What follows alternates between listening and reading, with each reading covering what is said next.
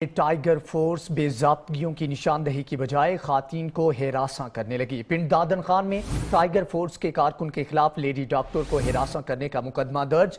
सज्जाद ने बार बार मना करने के बावजूद खातून डॉक्टर की वीडियो बनाई। मुलजम को गिरफ्तार कर लिया गया है। टाइगर फोर्स बेज़ाब्तगियों की निशानदही की बजाय खातून को हिरासा करने लगी। पिंड दादन खान में टाइगर फोर्स के कारकुन के खिलाफ लेडी डॉक्टर को हिरासा करने का मुकदमा दर्ज कर लिया गया। सज्जाद ने बार बार मना करने के बावजूद खातून डॉक्टर की वीडियो बनाई। मुलजम को गिरफ्तार कर लिया गया है। जेहलम में टाइगर फोर्स के मेंबरान की कारस्तानियां सामने आने लगी। सज्जाद नाम है मेरा। सॉरी, हाँ, टाइगर फोर्स में हूँ। यहाँ पे टाइगर फोर्स पिंडान खान में हूँ। यहाँ पे इस टाइम ड्यूटी पे दो डॉक्टर हैं, डॉक्टर नुमान और आप। डॉक्टर नुमान साहब कहाँ पे हैं? छुट्टी पे हैं या आए नहीं हैं?